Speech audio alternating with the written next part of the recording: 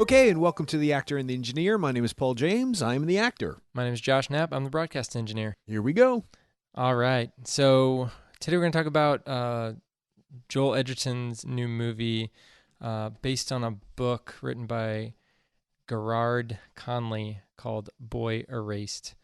Joel Edgerton wrote and directed this, and he also is one of the stars in it, along with Nicole Kidman, Russell Crowe, and Lucas Hedges. So it's about the son of a Baptist preacher who is forced to participate in a gay conversion program after his parents are told that he's gay. So we were talking about watching this, and then you said, like, I don't know if I'd want to watch that because what was your initial reaction to maybe not wanting to watch it? Because I want to experience a movie fully, and if I am going into it and I think I'm going to start taking it personally and become upset about the subject matter, not learning about what the characters are doing and not learning about what the director wants me to understand from the narrative, then I don't really want to see a movie if it's going to personally frustrate me. And this idea of conversion therapy, frustration is not even the term that begins to bend my mind about this stuff. I just can't comprehend it. So I did want to sit in the theater and think to myself, I don't want to, how dare them? But I wanted to experience what the filmmaker wanted me to experience, or at least what I could take from the film based on what the filmmaker put out there.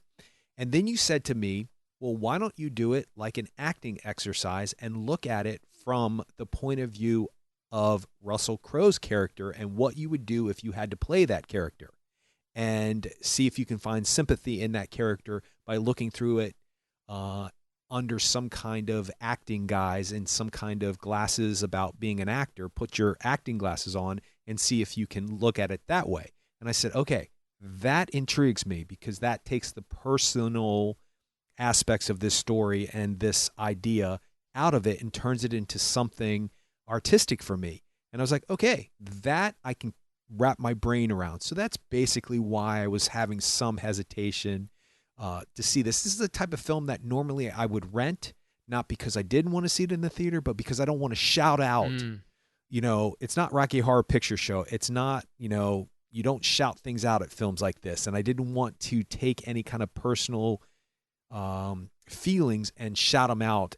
If I'm home watching a DVD, that's a different story. I can shout out. I can stop it. I can not understand it and be frustrated with it. So that's, a little long-winded explanation of why. But based on your theory, I went to this movie based on that. Yeah, and I think that's. I think that Joel Edgerton is picking movies kind of based on. It sounds like he wants to get stories out there, and just to kind of look at some of the other movies that he's done.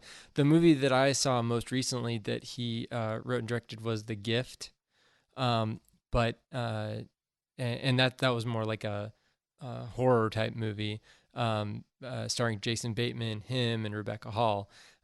Really creepy. I watched it on a plane. It was kind of weird. It was a little awkward, but so yeah, that was the last movie that I saw that he directed. I don't know if he's directed.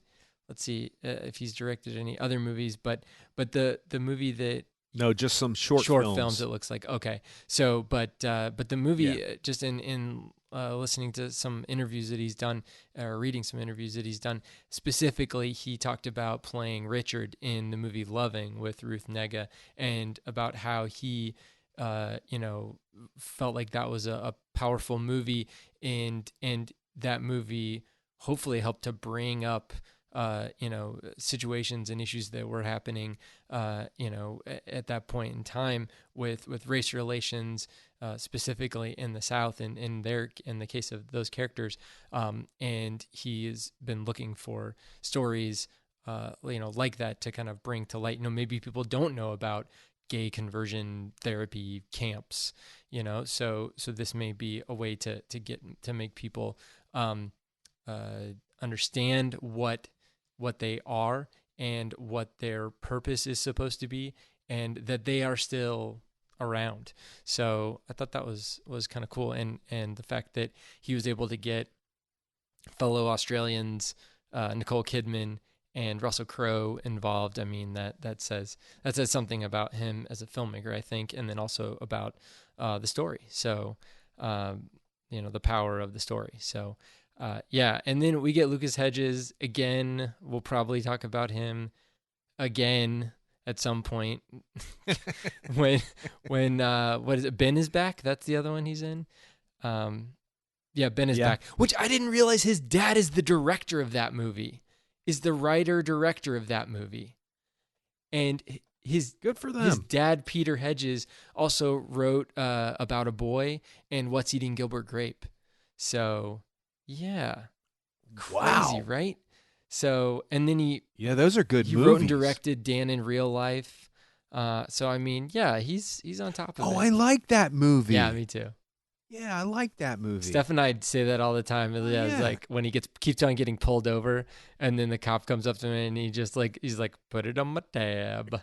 So yeah, we say that all the time. Put it on my. But anyway, so back to Lucas Hedges. We talked about him earlier this year, and like I said, I'm sure we'll talk about him again. So I'm blanking on the movie that he was in. Mid-90s. Mid-90s. Dang it. Now, I was wondering about his accent in this movie, like if he was going to try to go like full Arkansas accent, but because obviously his mom and dad did, in the movie, but he dabbles, but it's a lot less, I don't know, it was a lot less offensive to me, not offensive in the traditional sense, it's a lot less accent offensive to me than what happened in Manchester by the Sea, where not Manchester by the Sea, in Three Billboards. Crap, he's been in so many movies in Three Billboards, so which he didn't even try in that movie. So at least in this one, he's trying, and I'm in it with him. But yeah, that wasn't. I started wondering about that, but I was easily convinced that he was going to do okay as far as his accent was concerned. But did you? One thing I noticed about this movie initially was the format of the movie, and I felt like maybe going chronologically might have helped the movie. But I understand you need to get the conversion therapy camp situation out there front and center. Did you notice did anything like feel weird to you about either the pacing or the structure of the movie? Yes. Okay. All right. Yeah, I don't want to initially go there. I do want to say a few things about Joel Edgerton's choices. I think it's great that he's chosen to do this subject matter. I was just trying to look up his bio to see if he's married to a woman or a man, because I don't know anything about his background, so I don't know if he's heterosexual or homosexual. I don't see anything on his bio that states either or. He does strike me as the kind of person that if he was gay, we would know about it. He doesn't strike me as the type of person that would hide that kind of thing. And in this day and age, you don't need to anyway. So I'm going to assume that he's heterosexual, which might be a bad assumption, but I think he is. Because there was an article that an interview with the writer of the book, the main guy, and he said that he was kind of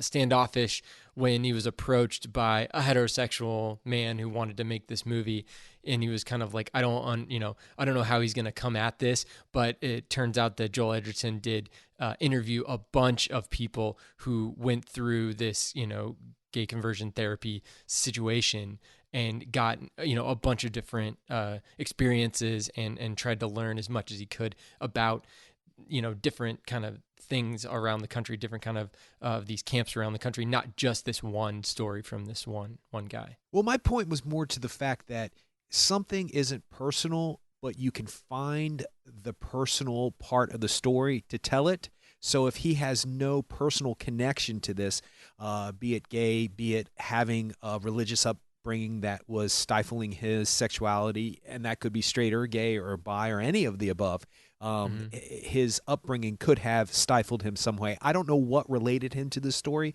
but I love the fact that people create things irregardless of whether or not it's personal to them or not. They find their own personal tone in it. So I congratulate him for that. I do want to tap into something really quick, and we can get to it later on. The thing you had asked me about Russell Crowe and looking through it, his eyes as an acting exercise, was simply easy to do because his performance is so on point. He really is the standout performance for me. It's a Best Supporting Actor Oscar nomination for me. Wow. It probably won't happen. He might get forgotten, but he's stunning. He's only in like 5 scenes, but he is really great in all 5 scenes. He choked me up. He broke my heart. I understood certain aspects of why somebody would have done that to their child, because it seemed like Russell Crowe loved his kid. That's why. He loved God. He loved his religion. He loved his beliefs. And he loved his child. Maybe not necessarily in that order, or maybe in that order. But there was vulnerability, and I felt a connection to him and sympathy for him throughout the entire film. And the middle scene where he comes out, and the end scene where he says, you know, you're my son. I don't know how to rectify this. And, you know, we're jumping far in advance. But the point is that those 2 scenes were stunning to me. So that answers that question about it. It stopped becoming an acting exercise and became about learning about how human beings deal with things that they are not accustomed to dealing with, and or have any kind of language to deal with it. They don't even have a knowledge that this could happen in their life, that this could touch their lives. And that's intriguing to me. So I applaud Russell Crowe for being a supporting character. He is a minor character in this movie, but he shines. As for Lucas Hedges' accent, it didn't bother me because it is like, it has these little flares. And I think we've talked about this before, and I think I defended him in 3 Billboards the same way. You did. There are always people. My parents come from South Philadelphia. There is a distinct dialect that goes with people who live in that area.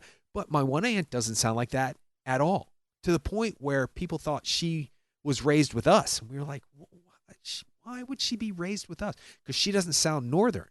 So, and there are people who live in Virginia who sound Southern.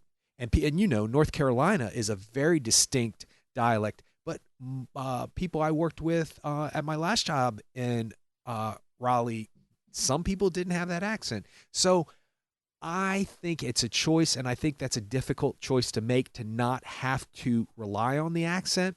That said, what Joel Edgerton does is amazing, because his accent is not only character-driven, but there are flares and tones and rhythms that give you an indication where his story is going before you see the last bit of credits on the screen. I immediately picked up on a few things by what he was doing with the way he was delivering his dialogue. I was like, wait a second. Is this guy gay? And he's hiding it, and this is how he's hiding it? And then you see, and we're jumping, and I'm sorry about that, but it is a point that I wanted to make before we get to what you originally asked me. The scene where he is smoking the cigarette outside the window of the bathroom and Lucas Hedges sees him. I was like, why is that scene in there? It can't be just to set up the counselor to come in and catch Lucas Hedges' character, Jared, I believe his character's name is. It can't be just so Flea can verbally abuse him. There's got to be a reason why he's watching Joel Edgerton's character. It's because Joel Edgerton's character has a secret, and he's hiding a secret from everybody, and that is a visual metaphor to let the audience know, I'm not just hiding a cigarette, I'm hiding something about myself. So I thought all that was great. I think that they did bring up the fact that that the counselors are, I think closer to the beginning of the movie, they did say something about the counselors being ex-gay. Like they specifically used the phrase ex-gay counselors or something to that effect, meaning that they'd gone through the conversion therapy, and they're supposed to be the, you know, like the success stories of this, you know, conversion therapy, and that they're here to help newer people get through it or whatever. And there is a shot of Lucas Hedges looking at Joel Edgerton and going, there's a moment where he's like, him too, but it's not clarified because you're thinking of the other guys in the blue shirts as the counselors, and you're thinking of Joel Edgerton. What the hell is his character's name? I keep calling him by Victor. his actor name. Oh, it's Victor. Mr. Sykes. Right. Actually, nobody calls him Victor. They just call him Mr. Sykes. Right.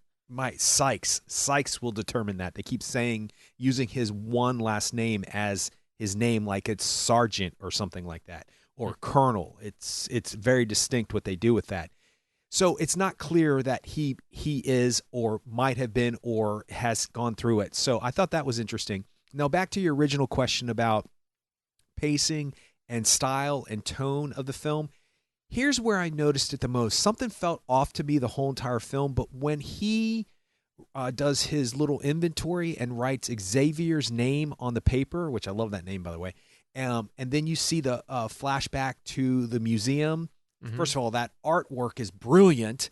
Did you notice the artwork on the wall, really? The Madonna and the Jesus?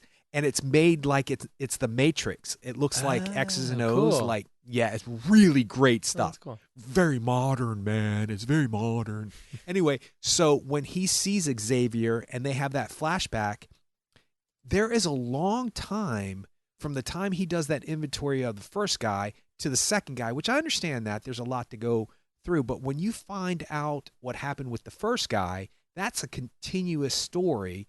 And it's all encompassing. I think maybe you might see him in the future a couple of times during that sequence. But when they flash on Xavier, you first see him, and then it takes a while to get back to that flashback, to the point where I forgot about that by the time they flash back to it. And I was like, because the time they see each other in the museum, they're kind of eyeing each other, to the time they're walking down the hallway to his apartment and that whole scene happens is a significant amount of time. To the point where I was like, what happened with that Xavier guy? So yes, there's a pacing issue. Something's off with the ebb and flows of the film. I'm not exactly sure. And also the way the film looks is wonky to me too. Oh, really? Huh. Well, for me, I think that the pacing, I understand they're trying to use the moral inventory as the framing device to do the flashbacks because they can't start chronologically. And I guess the only reason they can't start chronologically is you'd be like probably 30 to 45 minutes in before you see Joel Edgerton's character. And so that may be, but before you see Mr. Sykes, before you see the gay conversion therapy setup. And I think that, rightfully so, needs to be front and center to allow the audience to see like, this is the eventuality of this character. And we'll get back to how he got to this point. Yeah, I didn't necessarily have a problem with the flashbacks. They just seemed to be paced differently, each one. And they also, when you see the first one and then he writes the second name, I guess because the first one is so traumatic that the second one should be as traumatic in a better way.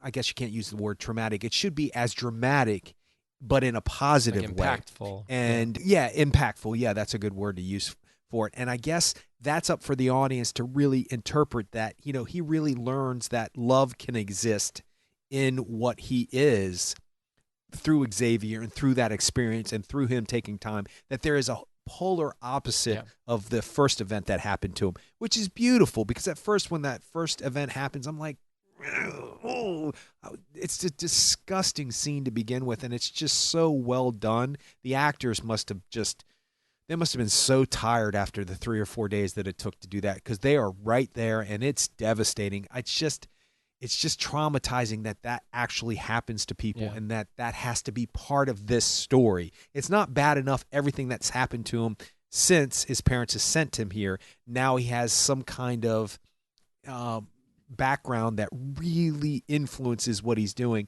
and there are a lot of people, unfortunately, in college who have experienced that, heterosexual and homosexual and in between, and it's just that was more infuriating to me, that people do those things to other people, than the actual thought of conversion therapy. I'm also past the age of even coming close to have to deal with that subject. So, I'm separate from it. That's true. Well, the thing that infuriates me specifically is the fact that that character Henry, I think is the character's name, played by Joe Alwyn, who was the star in Billy Lynn's Long Halftime Walk, which I never that was the Ang Lee movie.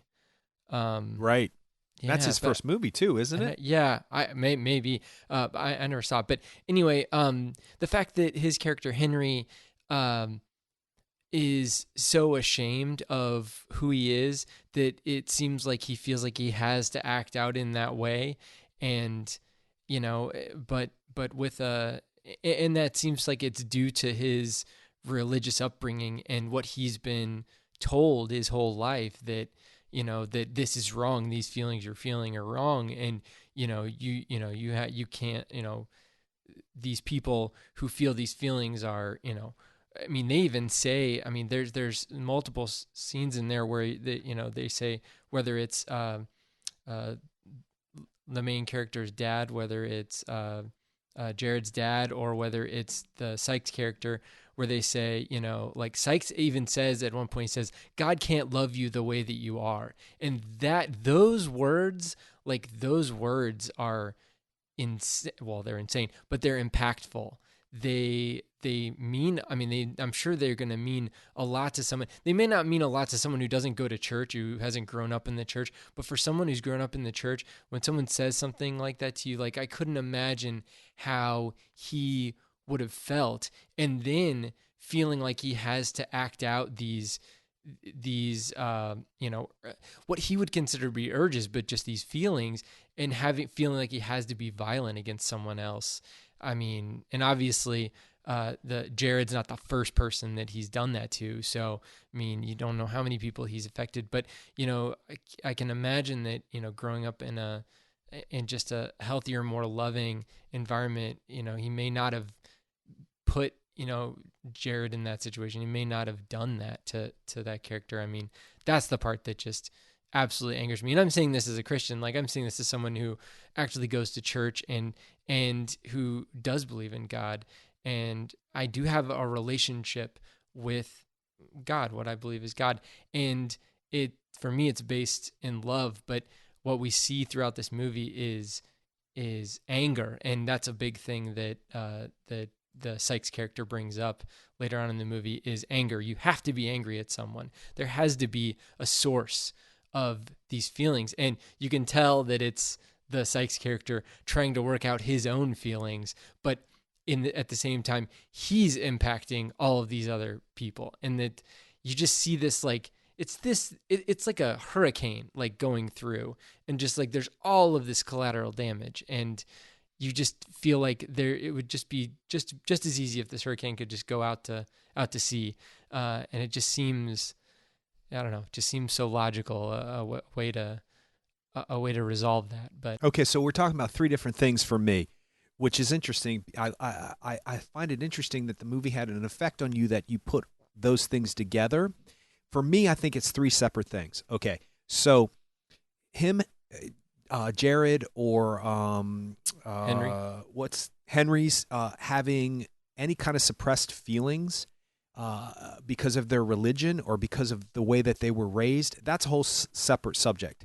And we have to talk about spoilers at this point, because there's no way of getting around this without calling it what it is, because it does a disservice to people who have had this tragedy happen to them.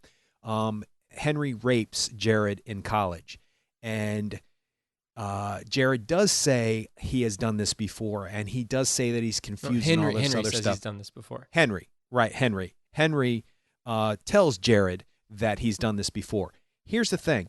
Because you're a suppressed homosexual, and because you have feelings that don't tie into your religious upbringing or your spirituality or any of your family, and you're afraid that God is not going to love you, does not, on any level, for me, lead into the fact that this is why somebody would rape somebody else.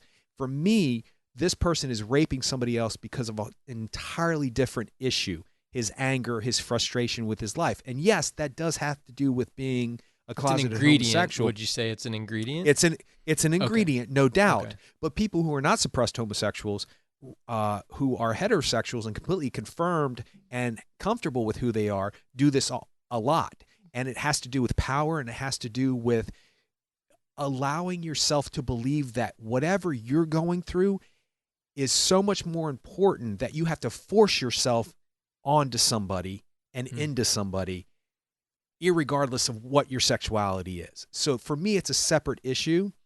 For me, the reason why it's in the movie is because we have to see Jared struggle with homosexuality and then struggle with something ugly that has come from that, which puts probably doubts in his mind that he could possibly be homosexual because he couldn't do what this guy did. It's not in him. So it's the third thing, for whatever reason, I know that's might be putting things into categories and compartmentalizing. That's a hard word for me to say. But I think that people who rape people do it for a completely different reason than being just frustrated because they're a closeted homosexual. I understand that it's an ingredient, but it also, I think most of the time doesn't seem like rape, at least from how it gets described in like more clinical terms, is that rape is not necessarily about a sexual act. It's about a power dynamic, right. And it's about, right. Like you said, it's an act of power over the weaker person or over the other person. And that might be that Henry needs to take control of his life because it's out of control in his mind because of his sexuality. So he has to use that power over somebody. I get that. And that might be, but I think it's separate issues in the long run. That said, the third thing that you brought up is the thing that infuriated me the most. Okay, let me calm down. You are a believer. Me, not so much. Okay? I often describe you as, you are a believer. I am not. You are married to a woman. I am not. You have a beard. I do not. That's how I describe us sometimes, of how different we are on some levels, but we can also appreciate where each other comes from.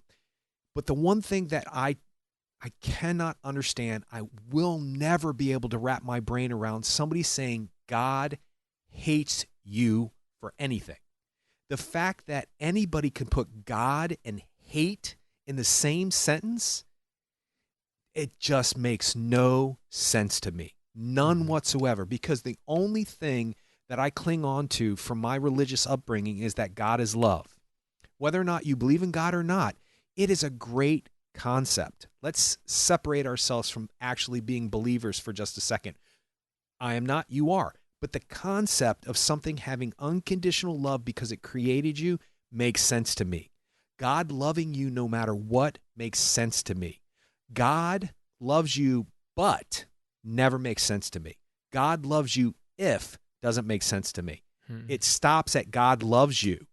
So for anybody to put in their mouth that God hates you for being gay, for being, I don't know, with a black person, for wearing a dress instead of pants, whatever it is, it's just fundamentally wrong to put God's name and hate in the same sentence. It is the biggest contradiction in terms and the biggest oxymoron ever. I can't comprehend it. It could be God hates whatever. It doesn't matter that it's God hates homosexuals at this point. God hates you for who you think you are, whatever that statement was.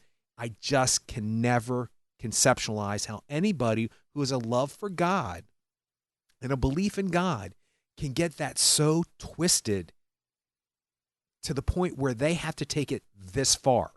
This is the logical absurdity of what these people want to do, and they're taking it to the nth degree. But I'm so glad you brought that up early on because I felt like it was going to fester because it's the only time I felt like I was going to scream something out at the screen. And it was me and one other person in the movie at the time. Now, I react to movies like anybody. Oh, ha, ha, and I make noises and I'm engaged. But that was the only time that I felt like I was going to get on a soapbox and stand up and go, "Are you kidding me? How could you possibly put God and hate in the same sentence. And it also shows, I mean, for me at least, it also shows how there's a, and we've probably even talked about this before. I probably talked about this before. There's a difference between faith and religion, and it shows how religion can weaponize things, can weaponize the Bible, can weaponize your relationship with God, can use things as a use the Bible specifically as a weapon against other people who are different than yourself, or people who you disagree with. And that to me is, you start building like a house of cards, and the foundation. It seems like this is the foundation of an argument, of a religious argument. If that is shaken by something like this, that's when people start to retreat. And you see this, I mean, a lot. People start to retreat, and they don't have dialogues, and they don't reach, I mean, shoot, now with politics, now there's less of dialogue, and there's more of like us and them. And it's been like that, I think, in organized religion for a long time.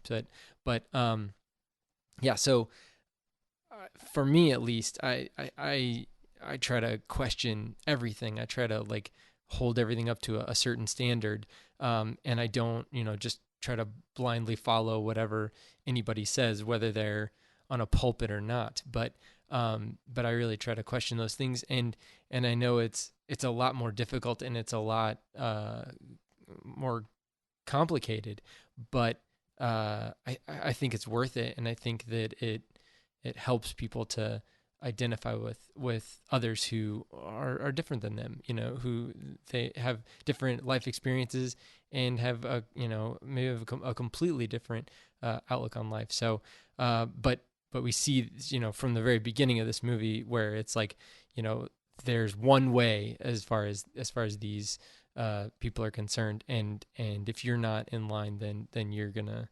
I mean, they don't really. It's funny because they don't talk about hell that much. They talk about it a little bit, but they mainly talk about just how, you're letting down your family and how you're separate from God. But the specter of hell is huge, especially in, more fundamentalist, specifically, his dad was a Southern Baptist preacher. So there's a lot more of that, in the mix. And so that's another thing that can get weaponized very easily. So you never really did talk about the pacing. You were talking about it a little bit with the flashbacks, but you never. So did you have issue with that too? I did. I specifically wanted we talked about the, chronological versus the flashbacks, but I think that the format of it wasn't consistent, because you're right, we do have like intercutting with the Xavier. You see his name, and then you're introduced to him, and then we go somewhere else, and then we come back. It seemed a little choppy, but I don't know. I don't know if there's a better way to do it. That's what I was thinking last night.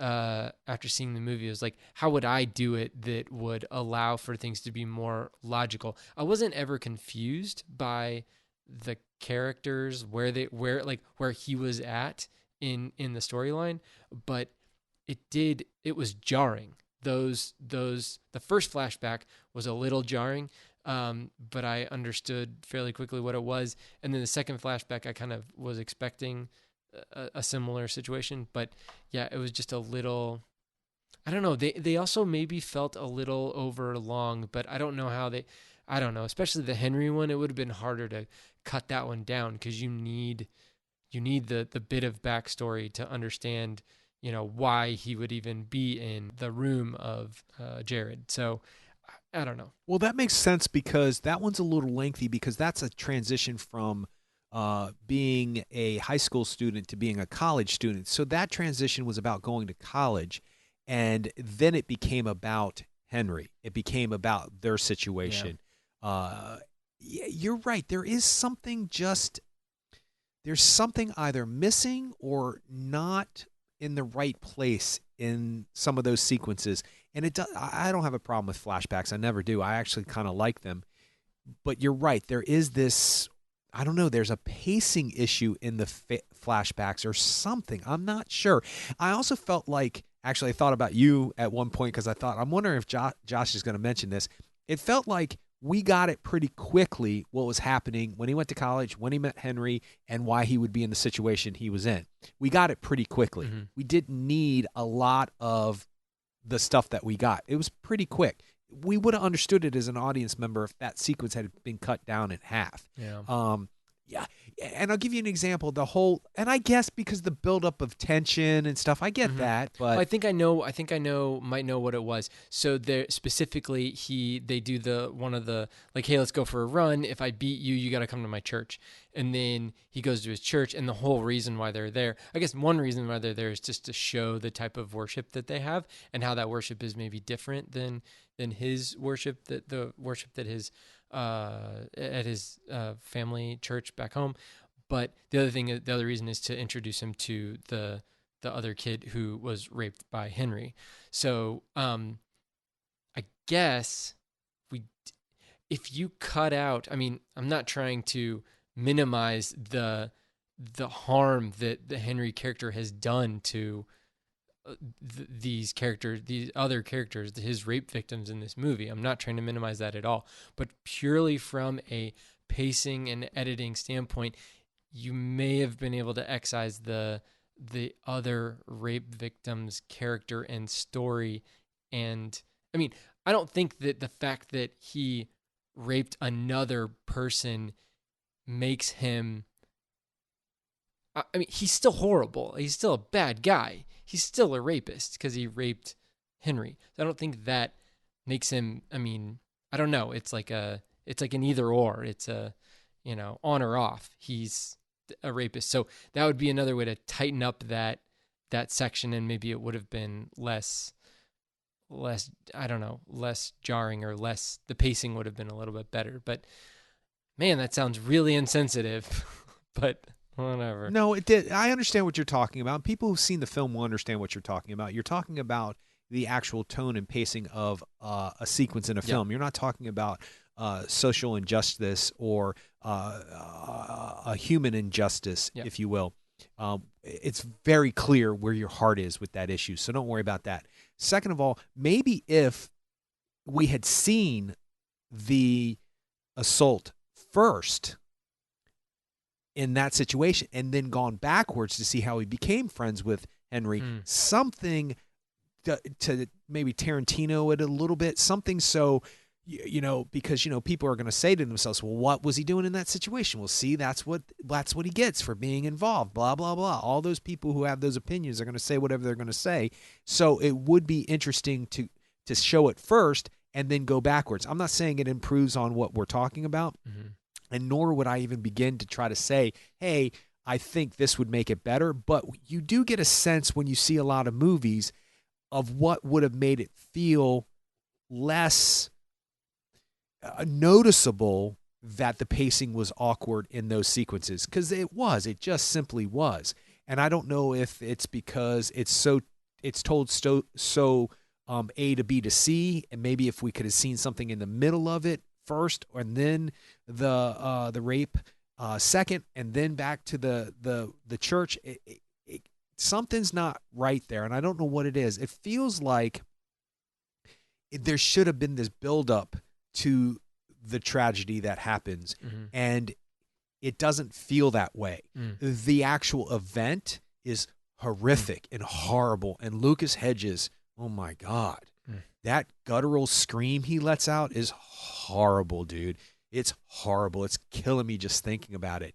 So kudos to both those actors, because I can't even imagine being in that situation and working that out technically, because that is a technical difficulties too, because that's the way that he gets up on the bed is odd and all that other stuff, which I guess adds to the scene to a degree, and it's on purpose, but it must have been difficult to do that. And to have to do it again and again and again, and to get things, I mean, I can't even imagine, because that's not a one-take shot. There's a couple of takes, or there's a couple of shots in that. So they had to have done something differently each time. So more power to them that they can put their souls into that kind of stuff, because it's a dark place that they both go. But you're right. There is something. There's pacing issues later on too, but in that particular sequence, you're right. I'm wondering if you take that sequence of going to the church away, because at first when you're watching it as an audience member, you're just thinking, oh yeah, it's just a different church. And then when he introduces him, you're thinking, oh, is Lucas Hedges gonna like get a crush on that guy? You don't know the significance of that guy at the time. Mm-hmm. Is it supposed to show us that Henry might be gay? There is no significance at the time. Obviously there is later on, but you're absolutely right. If you cut that out and Henry's character admits to that anyway, like he does, you would have gotten it. You wouldn't have had to see it. You just wouldn't have had to see it. Anyway. So moving on to like once he gets to the camp, I thought it was interesting how you kind of get there's a set of characters that kind of represent different things in the camp, or different family situations specifically in the camp. We see the character John, played by Javier Dolan, and the first time you see him, he's got like a split across his nose, and then the next day he's got the kind of like bruise on his nose plus a huge black eye. And then you find out very quickly that he wants to be accepted into this program, so that, ostensibly so that he can be healed or whatever, or fixed or whatever they call it. But obviously he wants to be accepted to the program so he doesn't have to be staying with his dad, so he's not getting beat up every day.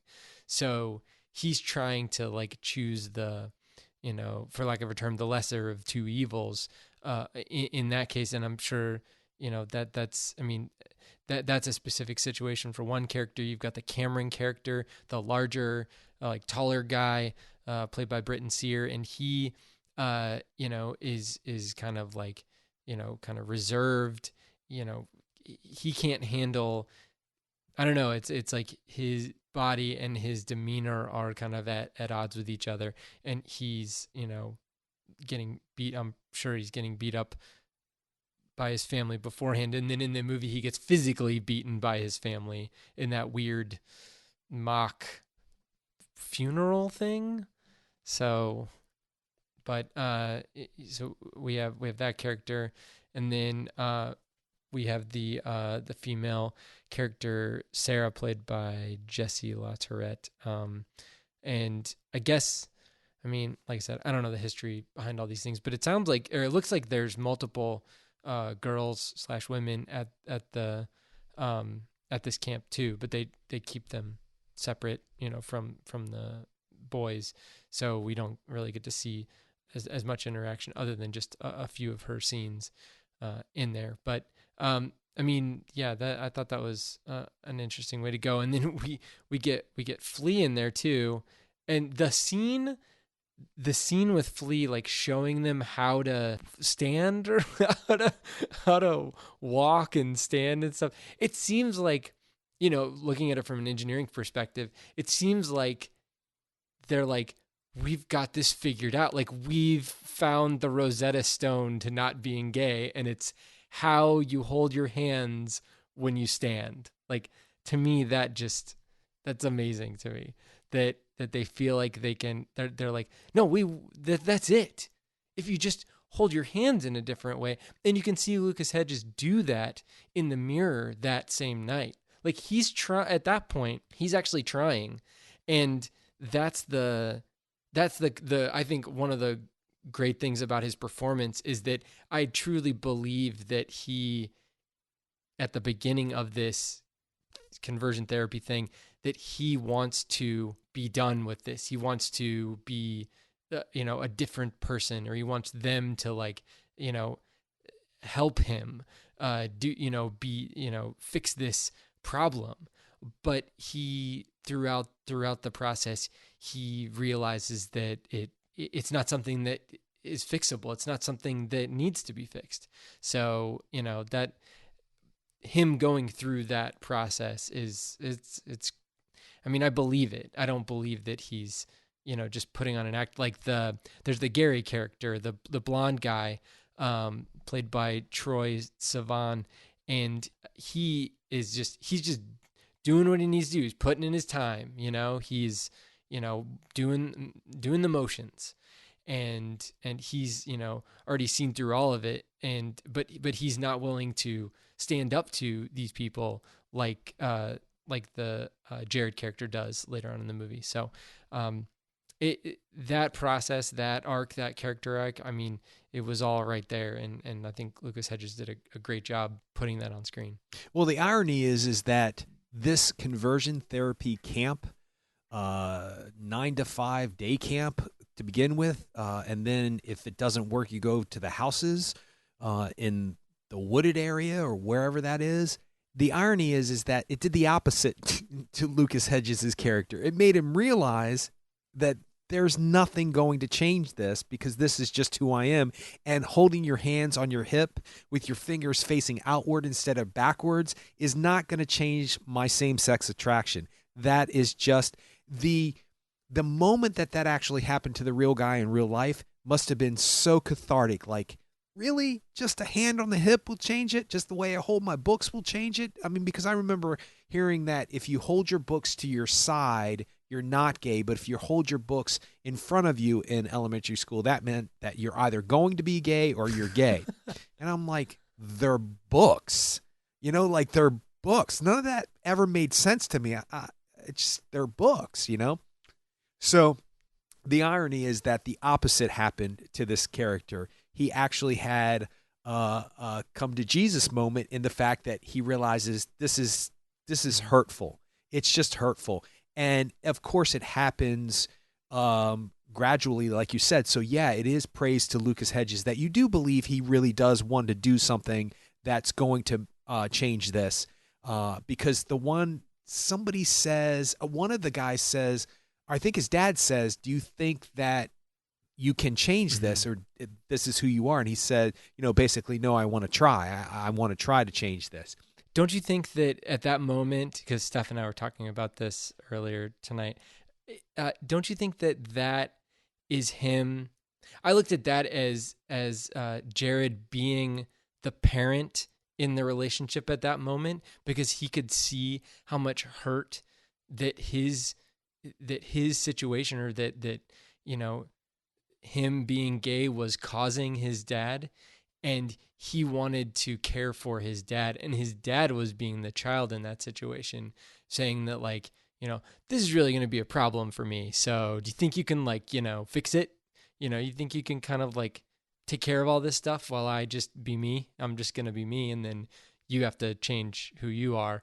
And then it just, to me, it seemed like the Jared character looking at his dad and saying, like, I see this hurt, and if there's any way that I can make my dad not hurt, I want to do that. And that's, I mean, because if it weren't for that, I don't know if he would have, jumped on this, gay conversion therapy thing. Oh no, I think at the beginning of the film, he thinks it can be changed, and he wants to change it. And it will be just better for everybody. He's heard his whole entire life that this is a perversion, that this is a sin, that you're going to hell, all this other stuff. So when these feelings start stirring, you immediately think, if you could take this away, one, it'll be a lot easier for you in the existence that you've been brought into, and two, it's just easier. So I actually think he thinks he can change. He hasn't had any kind of has he had the experience in college at that point? No, because he has. He's had both experiences. Okay, yeah, you're right, because he says that later on, that he has had experiences. That's right. And he also says to them about that wasn't my sin, and that guy was lying. Anyway, the point is that I think that might be some subtext to it, that he doesn't want his father to hurt. And you're right. That is really the mature way to look at that, that if I can do this to make my father not hurt and self-sacrifice who I am.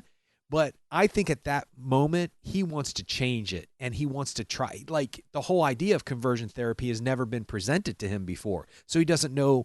And from experience, I know you think, oh, okay, well, if I just sleep with her, that's going to change this. Or if I just do this, that's going to change this. Oh, if I just, focus on this instead of that, it's going to change it. And deep down inside, the whole entire time, it's not.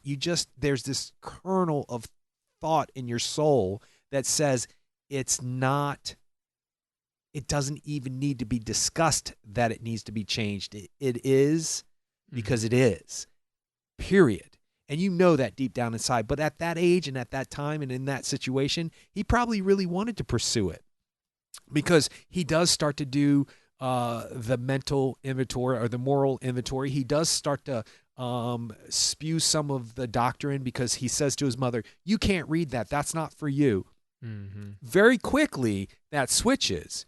But I think it's because you're right. They present all these characters, going back to what you were saying about the different characters that they set up. It's very quickly noticeable that he has affection for Cameron, and that, Cameron is just this guy essentially being picked on in front of everybody for who he is. And whether or not Lucas Hedges' Jared's character, or Jared, would have related to him if he was heterosexual, I think is yes, because when you see a human being being picked on like that, it doesn't matter. It's about him being gay, or about him being heavy, or about him being tall.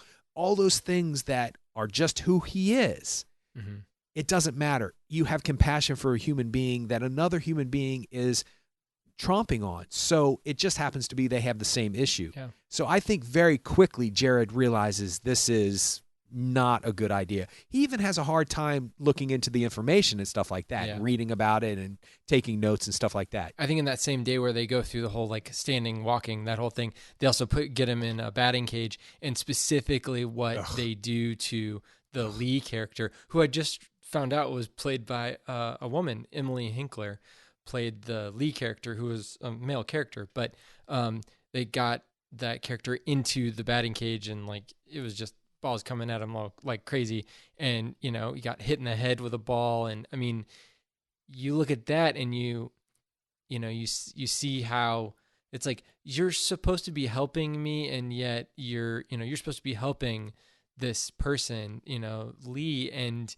you're making no consideration for them as a person. I mean, you're just trying to force all these things on them with no real concrete reasoning. So I mean, that's but isn't it Cameron and Jared who go into the batting cage and get him out? They do, and I think that's at that point. Yeah, and then it takes Lee's parents, for him to get a concussion, for them to understand you're supposed to be helping. The dad said you're supposed to be helping. He doesn't say you're supposed to be changing my son. He says you're supposed to be helping, and he ends up with a concussion. Are you kidding me? And then immediately after that, the last thing or the next thing that's said by the Sykes character is, "I told you guys not to tell your parents what's going on here." And it's that sounds really culty, because this is essentially a cult. Well, it's just not therapeutically valid. It's not therapeutically valid to tell anybody to keep anything away from the people who created them. It's just not valid. Anybody with any sense of knowing who they are, it's probably the moment that Jared goes, what? Wait, let me look at this differently.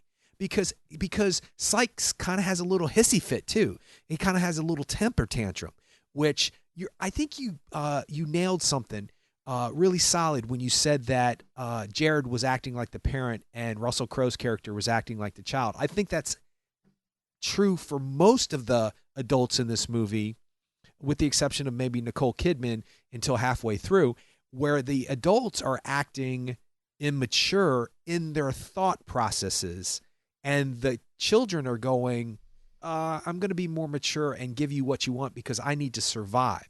All right, so let's talk about Nicole Kidman. I mean, it's to the point now, for me at least, that I'm not surprised by Nicole Kidman. I'm just kind of she's like the I don't want to say she's like the singles hitter. She's like the person who comes up to bat and is going to get a base hit, at the very least a base hit, and in the major leagues that's a huge deal. I guess what I'm saying is, for me, Nicole Kidman is batting 1,000 right now. She gets a hit every time she comes up to bat. So I didn't. I mean, she has that way of being like, I don't know the right words, I guess, emotionally available, and I could definitely see her as a kind of like a loving southern mom, and I totally believe that. So I guess I don't really have much else to say about her other than Nicole Kidman's awesome, but we already know that. Well, that pretty much sums it up. You're absolutely right. Every time she comes on screen, you know you're okay. Everything's going to be okay. She's what I call a moment-to-moment actor, where each moment, as minute as it might be, is ingrained in character choices. And that's hard to do. And it's consistent and it's solid. I could see the other person, not necessarily Nicole Kidman. I could see this woman. I can understand this woman. And what's interesting is that the way that's written, because Joel Edgerton wrote it too, there's some wonky things in the script that we can point out later on.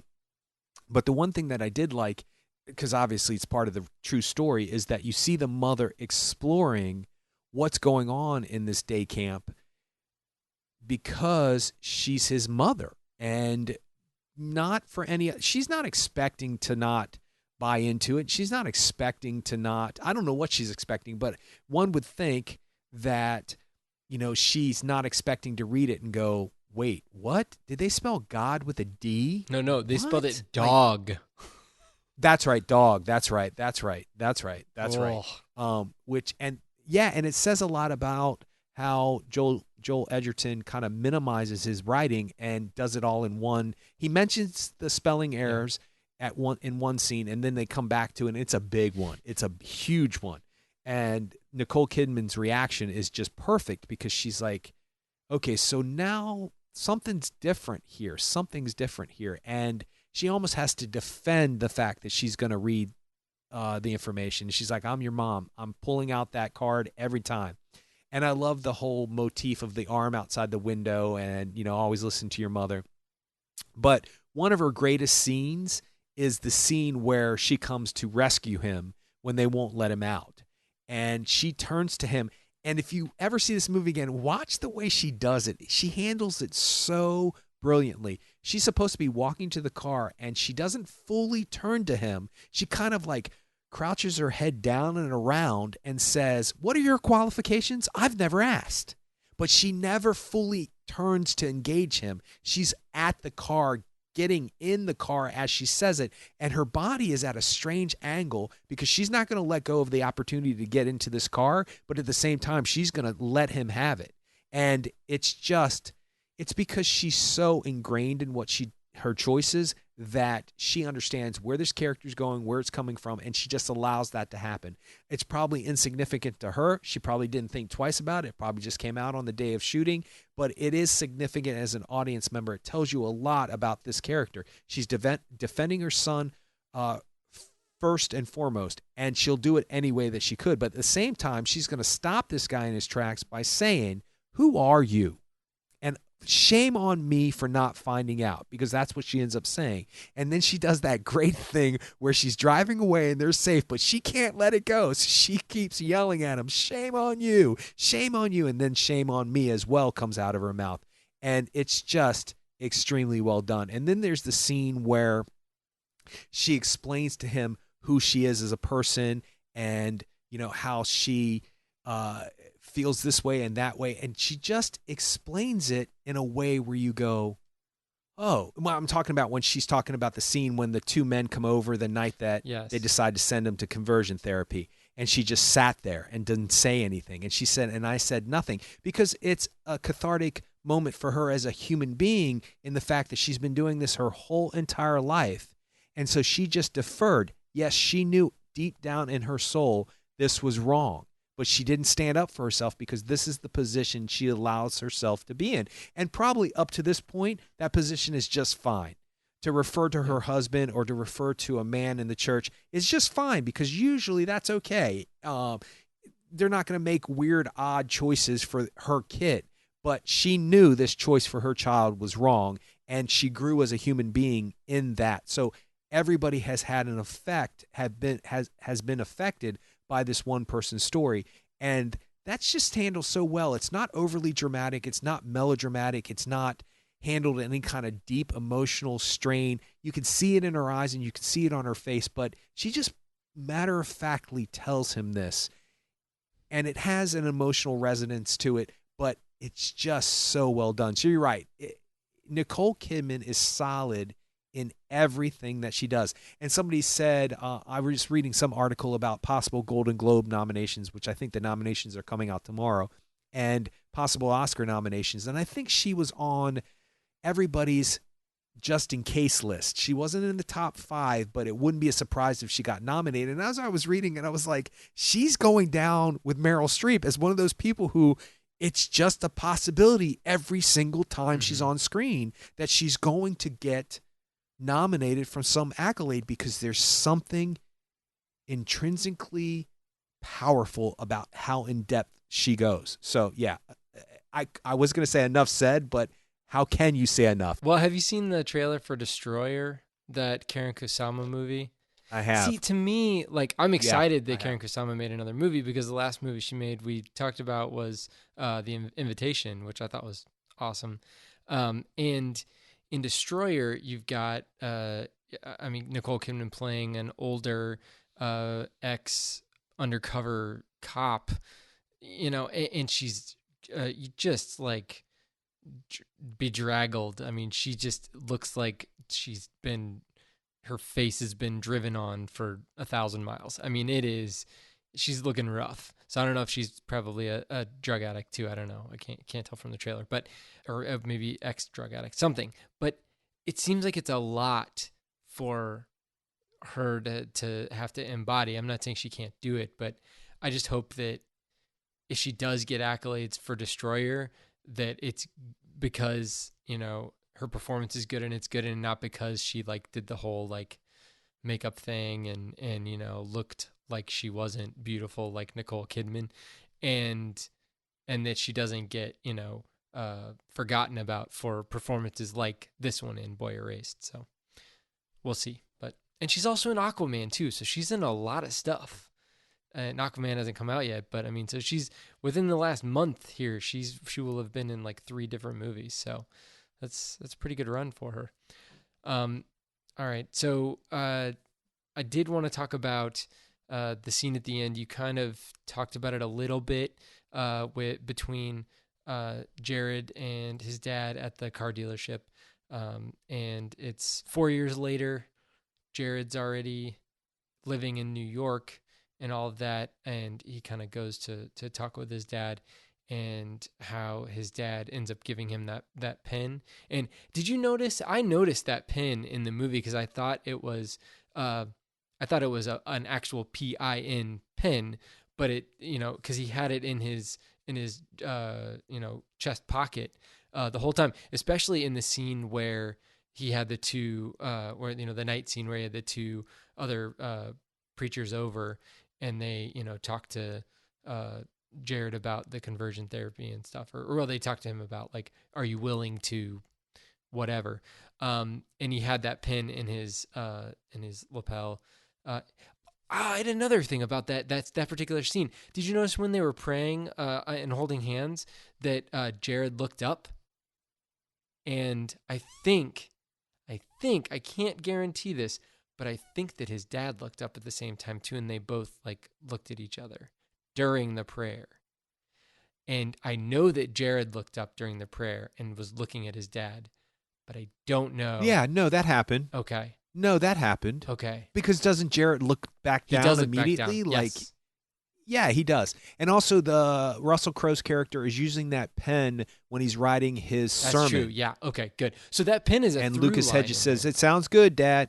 Yeah, it is. It is. Absolutely. And that's why I'm going to not bag on the writing as much as I think I could, because there's some scenes in this movie that are like, okay, that is such a movie thing to say, and that's only happens in a movie like that. And I understand storytelling and movies are not real life, but sometimes people can get away with those things and they sound completely believable. There's a few things in this movie that sound like they might have been said in real life, but in this particular scene at the end, there's something that Lucas Hedges' character says that I go, if the guy said that in real life, that's a really great line, but it really just is.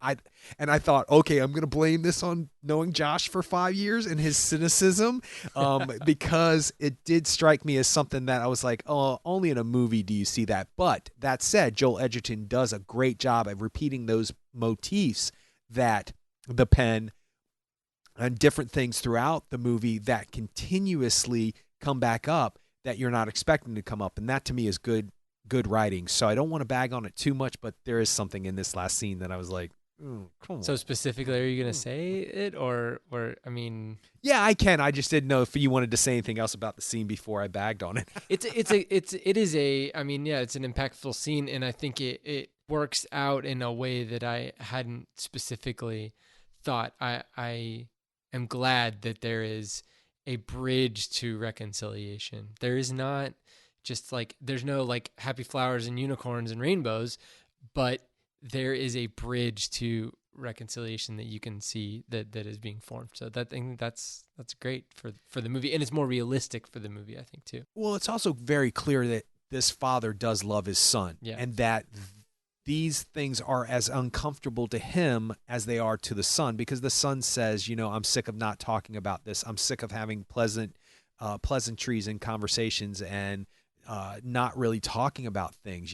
I do this. Have you read? And it's based on the fact that Jared has written a book about this conversion therapy camp. In the movie, it's an article. Oh, in the article. And then he talks about how the publishers want to make it into a book. Okay. And the father has not read it yet. And that's basically, Jared's trying to say, hey, you need to read this because, one, this is my life. And two, you might have a different understanding of what I went through. And the fact that you haven't read it shows to me that you're not, at least, this is about an experience I had. It has nothing to do with your beliefs about being gay and your spirituality. It has to do with this experience traumatized me, dude. And you're my dad. You have to be on my side with this. And so the line that kind of made me roll my eyes a little bit, and I know it's terrible because it's a good moment, but I did kind of go, really? When he said, I'm your son and I'm gay. Those two things are not going to change. So I guess it's you that has to change. It just is, it's a little heavy-handed for me. That said, when you see the pictures of the real family at the end, if that line wasn't in the movie, you would not know that the father has come to some acceptance, because in the photographs, everybody is, obviously Jared, or what the real guy's name is, I can't remember now. Conley? His last name is Conley, yeah. But anyway, you see that they're happy and the father is happy, and how much Russell Crowe really looks like the father with the weight that he put on and with his physical attributes and the clothes that the designer put him in. You could see that they were emulating this real character. And you could see that the father has, on some level, come to understand his son, and maybe even read the article in the book that came out. I think he did read the article, because you saw his wife come in. Yeah, you can see it in the pictures, too, that his son and him have a relationship. And there's this great picture of them kind of like either coming out of a hug or going into a hug, and they're both smiling, really happy. And that just doesn't happen with the last scene not having a conclusion or a resolution. Do you think that he didn't read the article before he gave the pen to his son? Because I think that's the reason why he gave the pen to his son. His wife came in, gave him the article, said, read it for me. Then the next scene is him and his son, at the dealership, or at least one of the subsequent scenes is him and his son at the dealership. I thought that scene happened first. No. Because he gives his son the pen and he says, this is a gift from me to you, one writer to another. And he's acknowledging that his son is a writer, and that his son, now can, have this pen. He's saying, like, I think that scene is like him saying, like, I read your article. I may not agree with all of it. It may take me time to handle all of this, but I recognize you as a fellow writer. Yeah, I thought that Nicole Kidman, Russell Crowe scene came afterwards. But anyway, either way, but yeah, I do. I liked. I didn't. It's funny because my cynicism alarm didn't go off at that moment when he said, I'm gay and I'm not changing, so you're gonna have to be the one that's changing. So, or no, what do you say? I'm your son. See, I'm horrible at lines. I'm your son and I'm gay and that's not gonna change, so you have to change. So that, yeah. So I think that right there didn't strike me as cheesy, cheeseball, cornball, any of that. I mean, I don't know. I mean, I guess I felt like it was leading up to I also feel like that was a mirror of the scene, that late night scene where he asks his son, like, do you think you can change? Like, it's kind of like a mirror of that, where his son is saying that, like, now I'm asking you to change if you want to have a relationship with me, because that was essentially what his dad was saying. That makes it better. But okay, so another wonky kind of writing sequence that I thought was a little strange is when they get the phone call from the guy from college, and they're like, are you blah blah blah? And he's not. I'm not. And he goes upstairs and he shuts the door and he starts playing video games. And then all of a sudden, Lucas Hedges comes down with the video game console in his hands and puts it down on the counter, and he says, I don't want to play games anymore. And then he puts the console down, and he said, so I'm going to basically, I'm going to tell you the truth because I don't want to play games. I don't remember that. I don't want to play games. I thought that he said, like, you don't want me to play these games? Fine, I'll give them up. But to me, the whole game thing was well, same thing. Well, okay. But, I mean, it's kind of like heavy-handed that he's coming down with his childhood Game Boy or whatever, and he's like, I'm not going to play these games anymore. Oh, because his father says something about him playing video games. No, about him playing those violent games. See, I think that's the crazy part, is that, like, parents are totally fine with their kids playing insanely violent games, but then, if their kid's gay, like, that's it. It's, that's beyond the pale. You can, play a video game where you literally rip someone's spine out of their body, no problem. But then if, your kid, is attracted to another boy, or you have a daughter attracted to another girl, it's like, well, we can't have that. And it's like, there's definitely a double standard in our weird American society where, sex things are just really, like, can't be talked about. And then, but you could just have people blowing each other up left and right, no problem. So I say that, and I'm getting ready to watch Mission Impossible Fallout. So, whatever. Well, here's the thing. You're a grown-up, and so it's a little bit different that you can make those choices.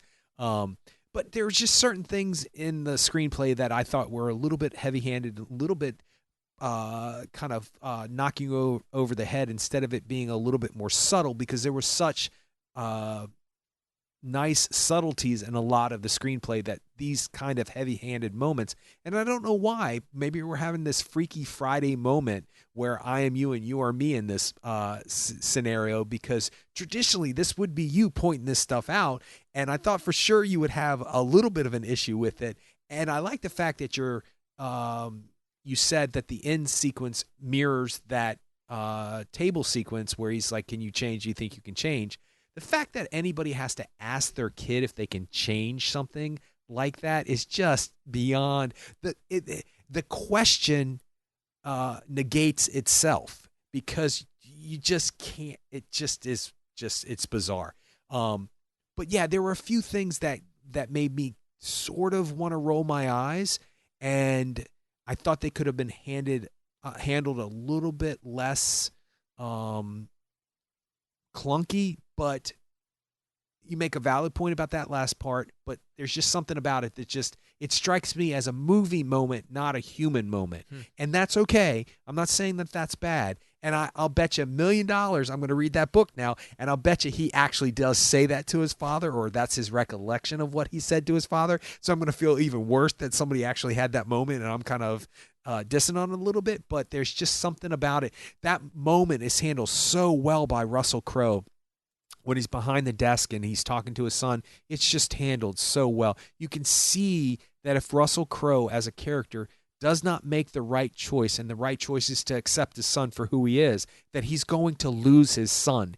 And in that silence, you can see Russell Crowe the character contemplating never seeing his kid again. Because his son pretty much lays out, I can't do these niceties. I can't come home for the holidays, and then Russell Crowe's really great in this movie. Then when he says, I invited mom to New York for Christmas, you can see Russell Crowe's dejected. He's like, I know. And then he says, you can come too. And the joy in his eyes that there is still a doorway open to having a relationship. Russell Crowe knocked it out of the park. Speaking of knocking it out of the park, he just does it right. And that moment solidified it for me because I was feeling everything. I was actually reacting to things that were happening in the film based on the knowledge that the father would have to hear about this, or the father will know about this, or what if the father knew about this, based on those 3 or 4 scenes that Russell Crowe is in. And it's because he's so ingrained in that character. So I can't say enough about Russell Crowe in this film. He does a really great job. So can we talk just a few seconds about the actual idea of conversion therapy? Just Sure. 5 minutes, because I got to get it out. Here's where what I cannot conceptualize and what I cannot understand. If somebody started a heterosexual conversion therapy camp for people who were straight, run by gay people to try to convince people who were straight to be gay, and that worked, then I would buy into the idea of conversion therapy working in general. Obviously, I don't, because I know who I am. But I can't get into my mind's eye as a human being why people can't come outside of their own experience and understand something might not be who they are and might not be what they believe, but that's what that person believes, and that's what that person is. Why they can't come out of that, and that's okay. That doesn't change who you are. It doesn't change your beliefs. It doesn't change that you think it's a sin, but they don't. Why is that so hard to conceptualize? And why is it in 2018 or 2000 and whatever it was in this 2008 film? or whatever, yeah. 13 maybe. 2008, right? It was a while ago. Even 2008, though. Why is it that people still insist on trying to make people into something that they're not? And then on top of that, what's perplexing about it, and this is why it only has to be a 5-minute conversation, because I just want to get this out. What's more perplexing about it is all of those men who are running that camp know they're gay, and yet they are doing this anyway. So the idea that you are gay and suppressing it, I can understand that. Gay and not acting on it, I can understand that. Gay and acting on it and then denying it and then making laws to have other people not be able to be that way is beyond my comprehension as a human being. I can't put myself in their mind's eye. And the better question would have been, could I see Joel Edgerton's character as a character study as an actor? That would have been a harder challenge for me to do, because I couldn't figure out why that man would do what he did. And then when you see the thing at the end of the film that Sykes, of course, has quit and that he lives in Texas with his husband, I was like, of course he did. Of course he is. Mm-hmm. Of course he's married to a guy now. Of course he is. But then it struck me very quickly how sad that must be. Yeah. How sad your existence must be that you have to terrorize other human beings to try to change them because you can't change what you have a problem with in yourself. It's a sad statement. And I instantaneously, my heart went out to that character, because what pain must he be in or was in that allowed him to hurt essentially children, because some of them were of age and some of them weren't. What pain was that human being in that he could take that out on somebody else? I just felt I had to say something. Well, I think like there's that. two things. So the first thing would be like, how could a family send their child to something like this, and how can they square that? And I was reading this Guardian interview with Conley. Man, what is it? His first name's Gerard, which is a hard name. Gerard Conley. Is that his name? Is that how you say it? Gerard, like okay. Gerard, but I think it's Gerard. Anyway, so he was talking. He was asked about his dad, his relationship with his dad. He says, my dad feels that I don't understand the pressure that he has from all of this. The community has disinvited him from certain revivals because my name comes up. This is after the fact, after all of this stuff. He's lost members, all that stuff. And then it said that Gerard Conley compares his father's beliefs to a game of Jenga in which players take turns removing pieces. Okay, we all know what Jenga is. All his tenants are at the bottom, and it feels very solid. But if you move one block, everything becomes unbalanced. And the one he can't move that would bring it all down is homosexuality, because it's all tied into the literal interpretation of the Bible.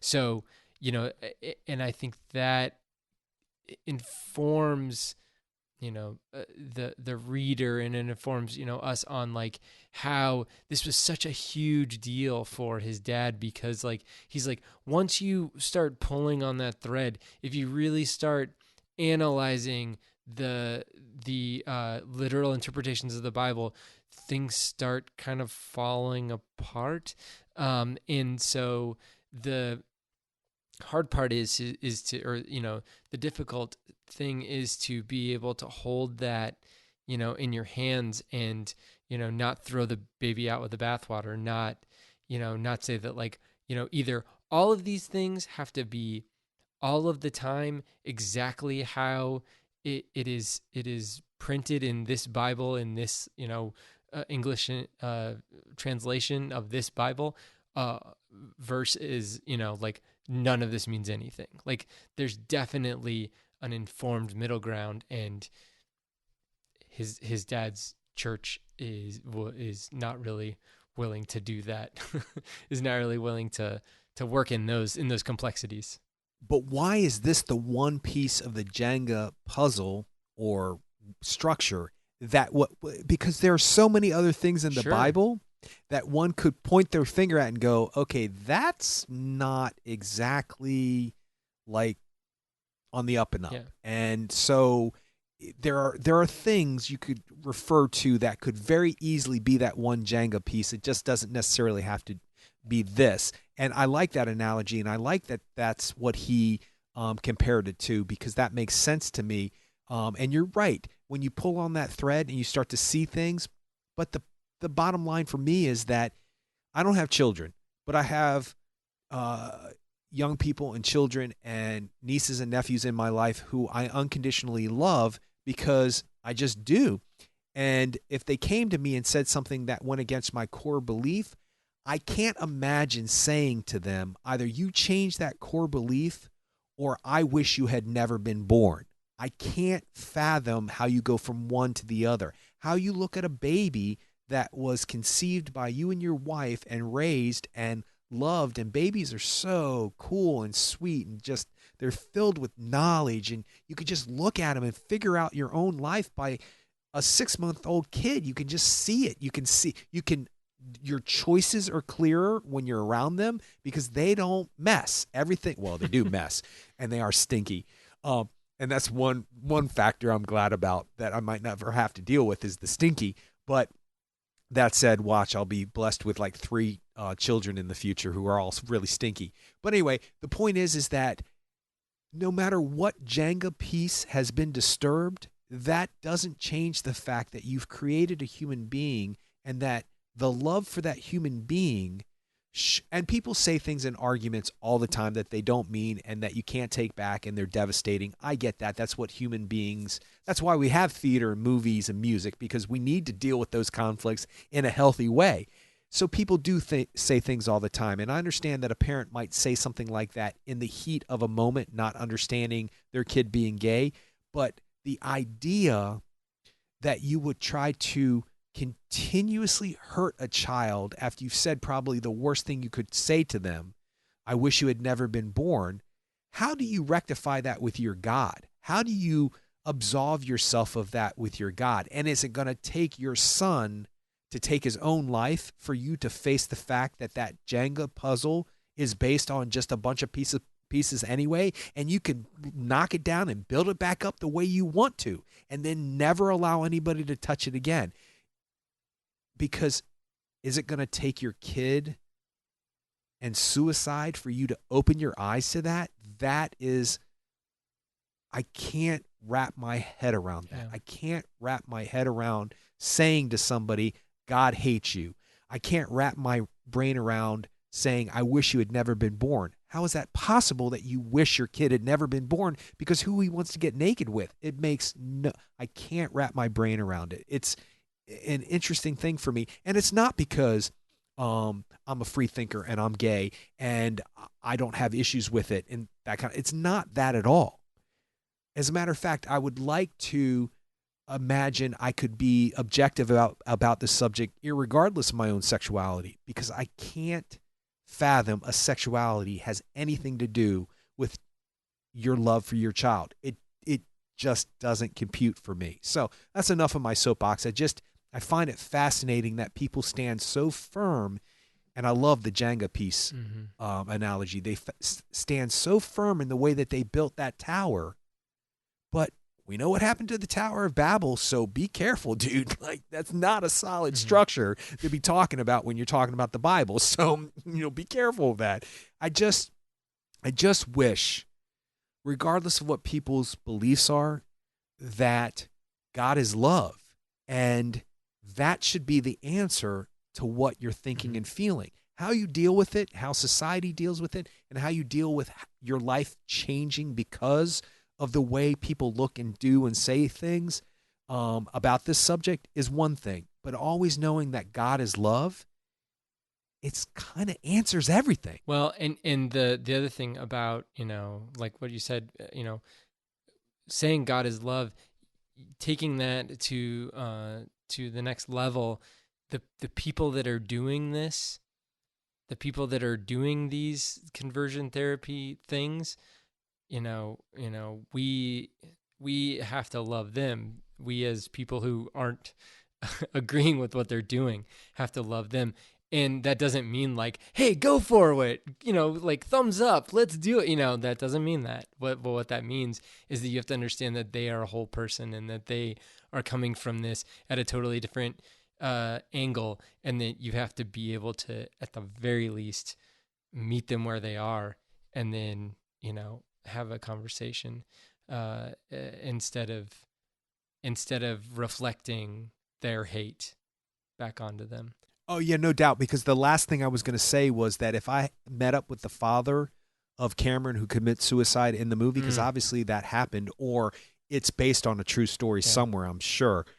If I met him in a coffee shop and he wanted to talk to me about my experiences growing up gay, I would never not do that, because he's allowed his life to go down that path. I would never stand in judgment of him at all. As a matter of fact, I would want to stand in understanding, because maybe I can help the next person by this father going and saying, hey, it's really not that big of a deal. You got to go slowly. I talked to this Paul guy. He's totally gay and he's totally cool with it. And he's totally this, and he talked about it and he said this and he said that. And if you're right. You're absolutely right. You can't stand in hate against hate. You can only stand in love against hate. And I would hope that I would be able to sit down and have a conversation with this man and say, listen, I can't wrap my brain around it, and I don't think we should talk about this, but how can I help you from this point on? Yeah. Because I can't, the choices were made. Yeah. And it doesn't do any good for me to stand here and try to get you to, say you're sorry or any of that, or I'm going to judge you or point my finger at you. All I would say is, where do we go from here? How do we help people not allow this to happen in the future? Yeah. And I think that comes from love. So hopefully that's where I would be. Amen. All right. So you can check us out on the web at actorandengineer.com. You can go to facebook.com/actorandengineer, and you could tweet us at actorengineer. We'll see you next time.